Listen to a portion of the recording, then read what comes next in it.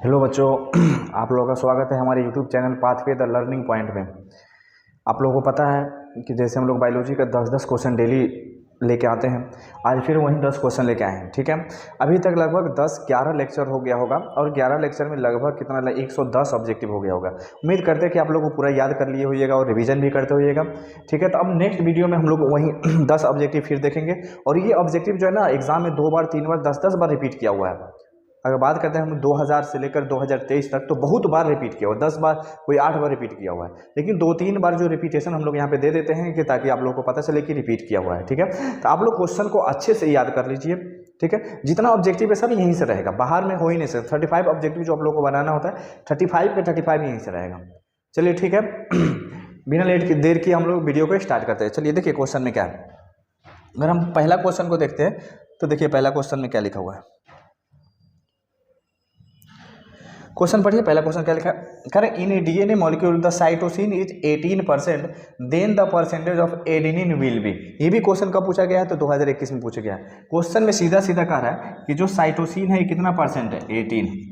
तो आप लोग पढ़े होइएगा कि साइटोसिन के बराबर क्या होता है, ग्वानिन होता है, तो ग्वानिन भी कितना हो जाएगा 18%। ठीक है, अब ये दोनों मिलके साइटोसिन और ग्वानिन दोनों मिलके कितना हो जाएगा, तो दोनों मिलके कितना 36%। और परसेंटेज का मतलब टोटल कितना होता है 100, तो 100 में से हम लोग माइनस करेंगे 36, तो ये कितना बचेगा। ठीक है, तो ये बचेगा 64। तो 64 में से दो चीज रहेगा, आधा क्या रहेगा यानी 32 क्या रहेगा आपका एडेनिन, और फिर से 32 क्या रहेगा थाइमिन। तो पूछा किसका है, कह रहा है एडेनिन विल बी, एडेनिन कहानी समझते। एडेनिन का परसेंटेज की बात करेगा 64%, ये गलत। अगला ऑप्शन 36.5, इसलिए आंसर इसका क्या दिया हुआ है 32%। ये समझ में आया कि जितना साइटोसिन होता है उतना ही ग्वानिन होता है, तो ये परसेंट इतना पड़ा। परसेंटेज का मतलब टोटल 100 होता है, 36 में से माइनस करेंगे तो 64 आएगा। 64 में से दो, आधा एडेनिन रहेगा और आधा थाइमिन रहेगा। ठीक है, चलिए क्वेश्चन नंबर 2 देखते हैं हम लोग। क्वेश्चन नंबर 2 में देखिए क्या लिखा है। क्वेश्चन नंबर 2 में क्या है, purine base of the DNA molecules has. ये देखिए क्वेश्चन 2021-2016 दो बार रिपीट किया। कह रहा है जो प्यूरिन बेस होता है, कौन सा बेस, तो प्यूरिन बेस। तो प्यूरिन बेस में कह रहा है कि क्या क्या होता है, तो हमको पता है प्यूरिन बेस में क्या होता है, दो चीज होता है, एक एडेनिन होता है और दूसरा क्या होता है ग्वानिन, दोनों डीएनए में होता है। तो पहले लिखा है एडेनिन, ए मतलब एडेनिन, सी मतलब साइटोसिन। चलिए ये नहीं होगा आंसर, दूसरा क्या है सी एंड टी, ये भी नहीं होगा, ए एंड जी इसलिए होगा। ए मतलब एडेनिन, जी मतलब ग्वानिन, जो दो होता है और दोनों डीएनए में प्रेजेंट होता है। ये क्वेश्चन 2021 और 2016 दोनों में पूछा गया है। चलिए नेक्स्ट क्वेश्चन का बात करते हैं हम लोग। Question number 3, DNA is genetic material of. DNA किसका जेनेटिक मटेरियल, कब कब पूछा गया है 2017 2021 में पूछा गया है कि डीएनए किसका जेनेटिक मटेरियल होता है। तो पहले लिखा है टीएमबी। टीएमबी का पूरा मतलब होता है टोबैको मोजाइक वायरस। ह्यूमन का भी होता है लेकिन ऑप्शन नहीं है।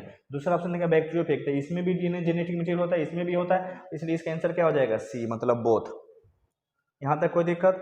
चलिए तो क्वेश्चन हम लोग कितना देख लिए, क्वेश्चन नंबर 3 हो गया। 3 के बाद अब हम लोग देखेंगे 4th number question. Question number 4 देखिए, क्वेश्चन नंबर 4 में क्या लिखा। 3 वाला याद रखिएगा, क्वेश्चन बहुत बार पूछा जाता है। तो क्वेश्चन नंबर 4 का बात करेंगे तो 4 में देखिए क्या लिखा है। Which type of bonding is present between nitrogenous base of the nucleic acid? Nucleic acid मतलब होता है दो न्यूक्लिक एसिड के बीच के कौन सा बॉन्ड होता है उसमें। तो देखिए ध्यान रखिए, जैसे डीएनए का बात करें, डीएनए के एक स्ट्रैंड दो स्ट्रैंड, इसके बीच का बॉन्ड कौन होता है। तो बात करें, पहला लिखा है पेप्टाइड बॉन्ड, उसके बाद लिखा है ईस्टर बॉन्ड, उसके लिखा है बोथ ए एंड बी, अगला क्या लिखा है हाइड्रोजन बॉन्ड।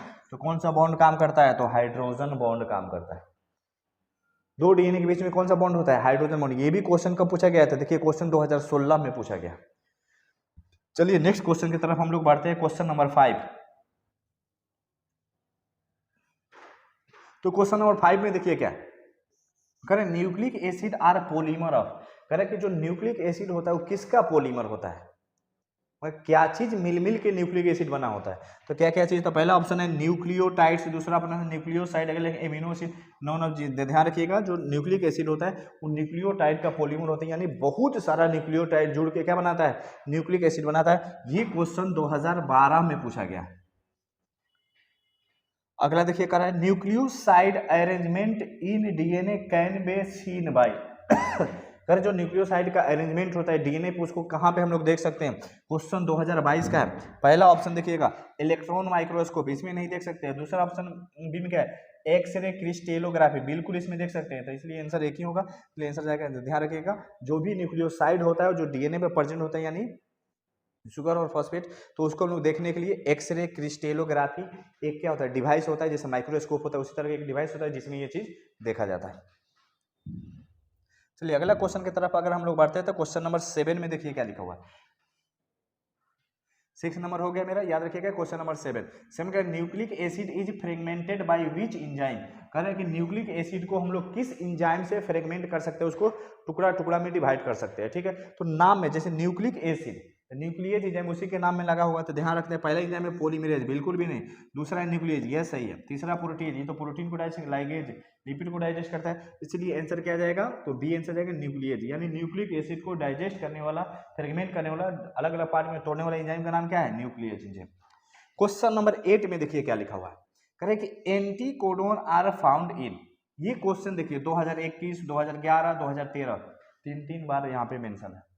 कह रहे anticodon are found in, anticodon कहाँ प्रेजेंट होगा था? पहले लिखा है एमआरएनए, ये आंसर नहीं होगा। दूसरा लिखा है टीआरएनए, ध्यान रखिएगा टीआरएनए पे जो है एंटीकोडोन प्रेजेंट होता है, बहुत इंपॉर्टेंट पॉइंट है ये। ठीक है, तो इसका ऑब्जेक्टिव क्या होगा? आंसर क्या होगा? टीआरएनए। तो पूछेगा किसी का भी एंटीकोडोन कहाँ प्रेजेंट होता है, तो टीआरएनए पे। चलिए हम लोग नेक्स्ट क्वेश्चन की तरफ बढ़ते हैं। 8 नंबर क्वेश्चन हो गया। अब मेरा क्वेश्चन आता है क्वेश्चन नंबर 9। तो क्वेश्चन नंबर 9 में देखिए क्या लिखा हुआ है।